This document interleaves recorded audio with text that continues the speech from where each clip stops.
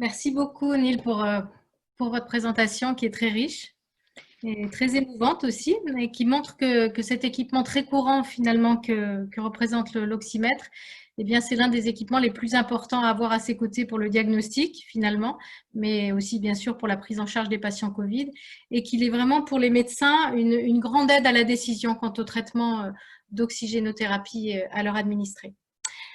Alors, toutefois, pour que cet oxymètre soit opérationnel, eh bien, il est important de bien le choisir et de bien l'utiliser, mais aussi de bien le maintenir. Et nous allons donc aborder maintenant les aspects techniques de cet appareil avec Emmanuel Cuemo. Donc, Emmanuel est ingénieur biomédical, spécialiste des technologies hospitalières. Il est camerounais, mais il est actuellement en poste en Haïti, où il travaille pour l'UNOPS. Emmanuel, à vous l'honneur. Merci Cathy, merci à tous les panélistes précédents pour les superbes présentations. Je pense que peut-être je n'aurais plus autant à dire que je pensais et je vais passer directement. Je ne sais pas si vous pouvez voir déjà. Je pense, Emmanuel, que tu peux prendre toute ta présentation. Hein. De toute façon, c'est très important ce que tu as à dire, même s'il y a quelques rappels, c'est pas un souci. Hein. Prends le temps. Absolument. Donc, je commence mon propos en remerciant l'OMS, l'IFMBE, Humatem, la FIB et Médecins sans vacances pour cette plateforme, cette initiative de formation très importante, tant pour les cliniciens que pour les techniciens. Donc, comme ça a été mentionné par Cathy, le thème que je vais aborder, c'est la surveillance de l'oxygénation, l'oxymètre de pouls, du point de vue technologie. Donc, l'oxymétrie de pouls, comme nous avons déjà écouté, c'est un examen invasif qui a pour but, en mots plus simples, de déterminer le pourcentage d'hémoglobine oxygénée dans le sang. Et ça se fait suivant deux principes d'optique, donc l'absorption ou la réflexion. Donc, la technique a été inventée en 1935 par Karl Matt et a été perfectionnée ou améliorée en 1974 par l'ingénieur Takuo Aoyagi. Donc, la technique est basée sur l'absorption, la différence d'absorption de la lumière rouge et infrarouge de l'oxyhémoglobine, donc l'hémoglobine oxygénée et l'hémoglobine réduite. Donc, comme nous pouvons voir sur le graphe d'absorbance, à la longueur d'onde de 650 nanos pour le rouge, nous avons une plus grande absorbance de l'hémoglobine réduite, donc non oxygénée, comparativement à l'hémoglobine oxygénée. Et pour l'infrarouge, à 950, c'est exactement l'inverse. Donc, l'oxymètre de pouls est utilisé par le personnel médical de deux façons. Donc, il y a un usage diagnostique et un usage de surveillance.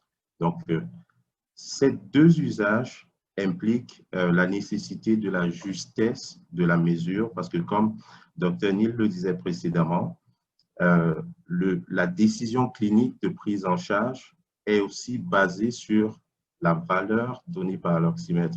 Donc, il est important que les mesures données par l'oxymètre soient parfaitement correctes et reflètent effectivement les valeurs de la saturation de notre patient. Donc, pour ce qui est des cas de surveillance, ce qui est beaucoup plus examiné, c'est les tendances, donc l'évolution, savoir si le patient s'améliore ou si son état s'empire. Et dans ce cas spécifique, la précision est très importante. Donc, il y a plusieurs types d'appareils, comme la collègue de l'OMS, Gabriela, a mentionné tantôt. Donc, nous avons en figure 2 des oxymètres de doigt, en figure 1 des oxymètres de poche et en figure 3 des oxymètres multiparamétriques, donc des moniteurs multiparamétriques avec fonction d'oxymétrie. En général, ce type d'appareils sont utilisés pour le triage, donc les cas de figure 1, figure 2, pour le triage dans les centres de santé à l'accès, ou alors spécifiquement dans cette situation sanitaire mondiale de COVID pour le contrôle des accès dans les lieux publics, où nous avons très souvent la prise des paramètres vitaux tels que la température et la saturation. C'est aussi utilisé pour le suivi domiciliaire. Et en figure 3, les moniteurs sont beaucoup plus utilisés pour la prise en charge hospitalière des patients. Et dans le cas COVID, des patients ayant des besoins importants d'oxygénothérapie. Donc, il y a plusieurs types de capteurs. Nous avons des capteurs à usage unique, comme nous pouvons voir en figure 5, des capteurs réutilisables en figure 6.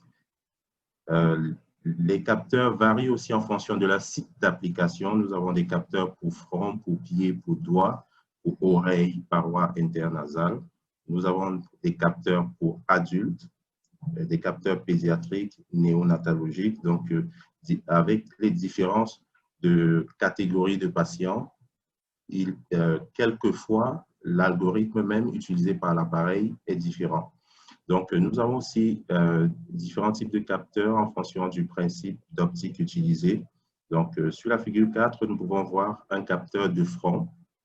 Et la technique utilisée dans ce cas, c'est plutôt la réflexion de la lumière, tandis que pour les autres capteurs, c'est l'absorption de la lumière. Donc, de façon pratique, ce qui affecte le parcours émission de lumière, pénétration dans le tissu, récepteur et analyse affecte forcément la mesure. Dans notre expérience en Haïti, quand nous faisons les formations depuis déjà le début de la crise COVID mondiale, nous avons toujours insisté sur le fait qu'il est important que la mesure se fasse dans des conditions correctes. Parce que comme pour tout autre paramètre médical, la qualité du protocole appliqué durant la mesure a une grosse influence sur la validité de la mesure. Donc, en point 1, il faut toujours s'assurer de la propreté et de la désinfection des ongles et de la peau, donc du site de mesure avant la mesure. Ça permet déjà d'éliminer tous les obstacles optiques à la transmission de la lumière, mais en même temps, ça permet aussi de garder l'équipement le moins contaminé possible.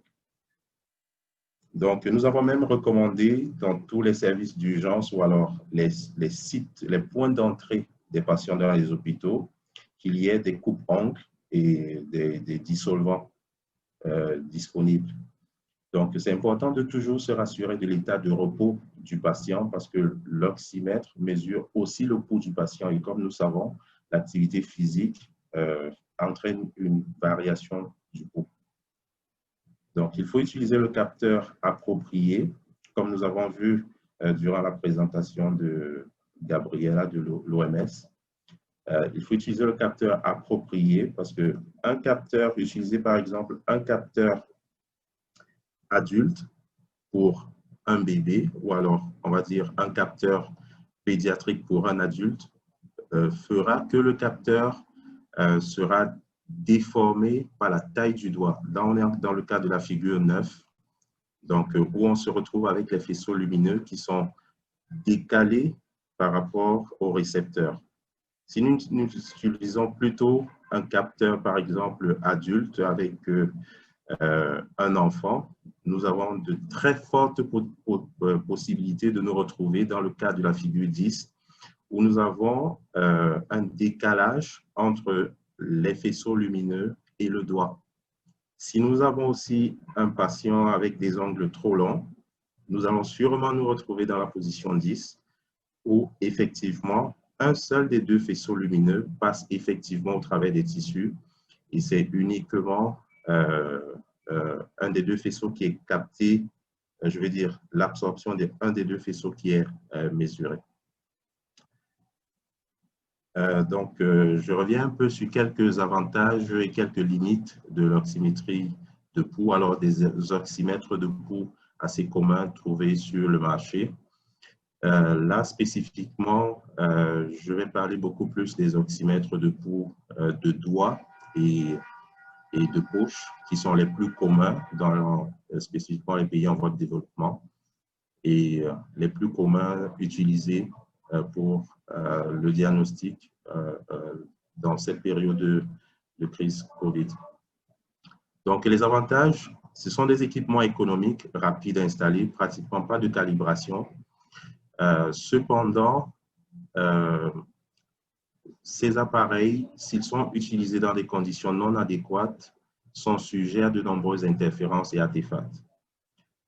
Évidemment, le coût aussi du test ou alors de la validation ou de la confirmation de la calibration de ces appareils est important parce qu'il faut des outils, des simulateurs assez spécifiques qui ont un coût plutôt relativement important. Donc, comme gros avantage, ça permet la mesure en temps réel et de façon non invasive, non douloureuse de la saturation. Par contre, on n'a pas de mesure de la pression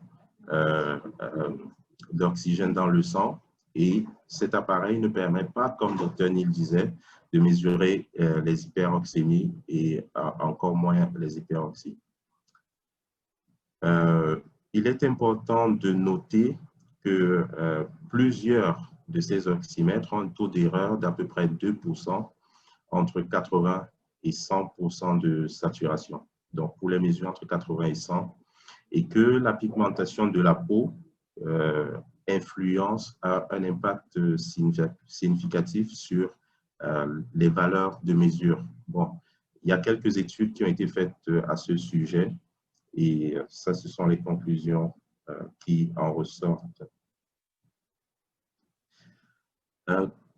Du point de vue maintenance, il y a en général pour les oxymètres de doigts et les oxymètres de poche très peu de choses à faire.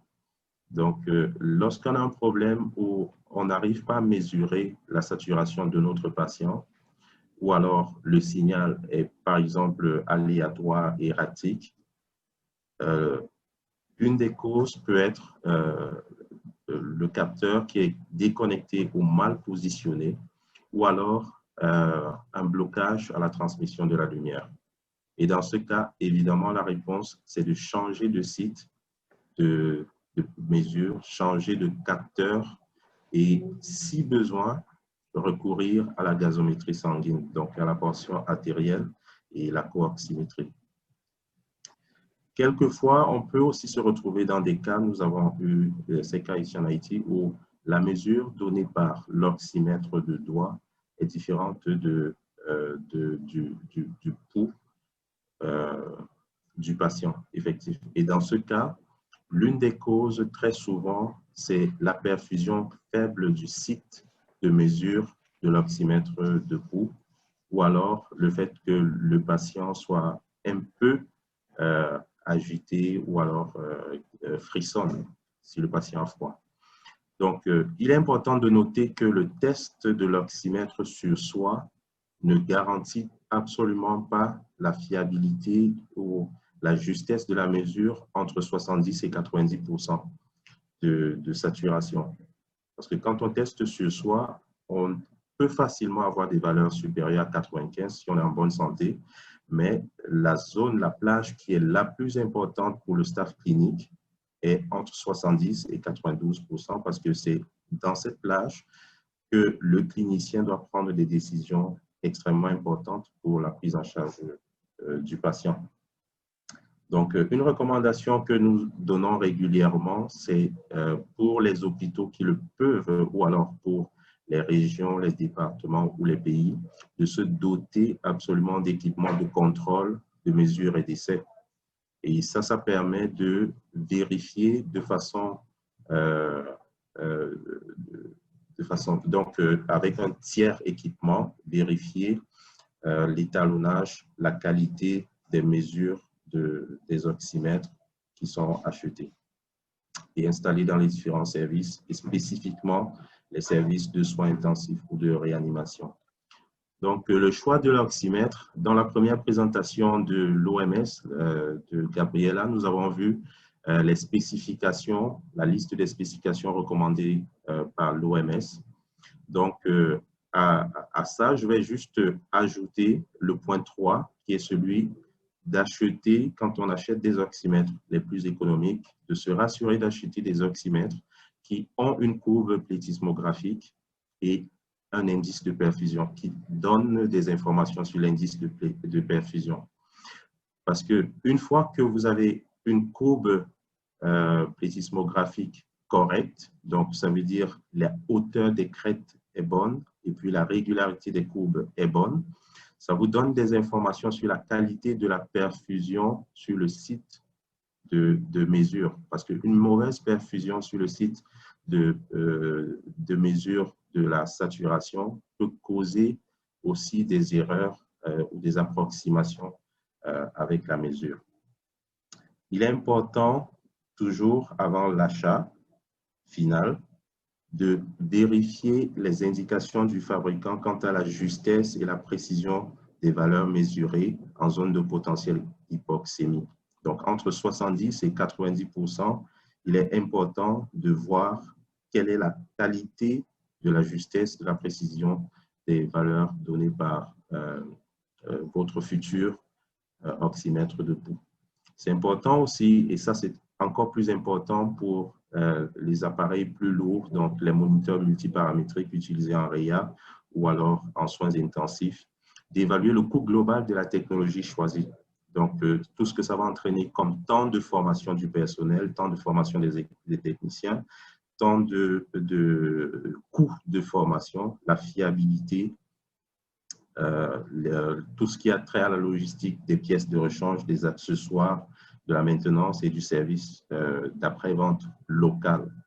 Parce qu'évidemment, une chose qu'on a notée, c'est qu'avec cette grande crise sanitaire mondiale, l'approvisionnement pour certains équipements a été vraiment difficile tout au début de la crise et les politiques mises en place par plusieurs pays n'ont pas permis d'avoir facilement accès à certains types de technologies. Donc, il est important que pour chaque pays, pour chaque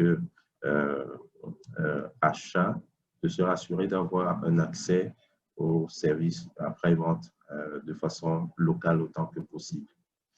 Donc, une petite parenthèse sur la désinfection et le nettoyage d'un oxymètre de pouls. Comme nous avons dit, le premier point de l'utilisation, c'est la désinfection du point d'application du capteur sur le patient. Donc, c'est la responsabilité du staff médical et d'après les recommandations de l'OMS, il faut utiliser de l'alcool à 75-95% pour nettoyer le point d'application. Ça permet déjà de limiter la contamination de notre oxymètre. Bon, évidemment, ce n'est pas pour les cas de maladies, comment on va dire, aéroportées. Voilà. Le deuxième point de désinfection de l'appareil, il est important de connaître et de lire la notice du fabricant pour savoir quels sont les désinfectants ou alors à quelle concentration est-ce que le désinfectant utilisé peut avoir un effet négatif sur les capteurs. Sinon, en général, on utilise des détergents assez communs et des solutions chlorées à 0,1% ou on peut aller jusqu'à 0,5% en cas de grande présence de fluide biologique, donc plus de 10 millilitres de fluide biologique, de sang ou autre fluide sur l'appareil ou sur les capteurs. Donc, ça, c'est la responsabilité du staff médical durant l'utilisation entre les patients et aussi évidemment du staff médical, du staff technique, je veux dire, avant et après et pendant les maintenances.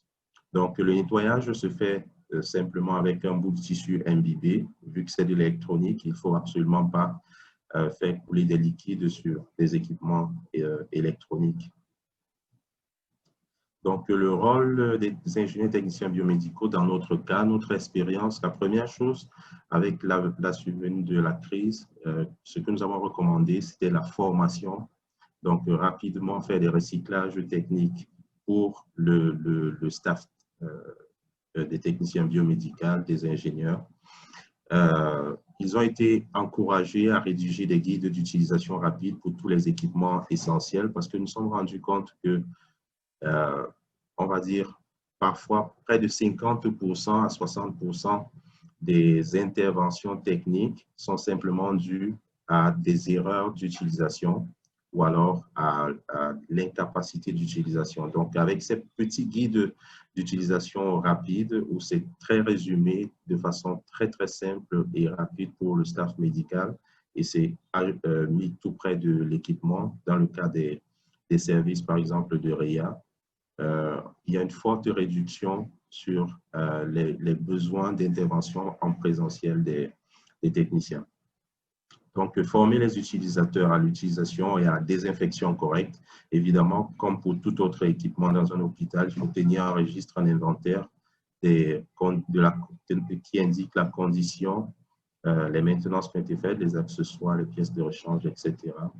Et surtout, nous avons encouragé les équipes techniques à développer avec la direction médicale des différents hôpitaux des stratégies ou des plans de mitigation de risques en cas de panne. Ce qui fait que pour les services de réanimation ou les services de thérapie un peu plus lourds, avec le moniteur multiparamétrique, où nous avons aussi les capteurs d'oxymétrie, nous avons généralement en backup aussi quelques oxymètres de doigts assez économiques, là, en cas de problème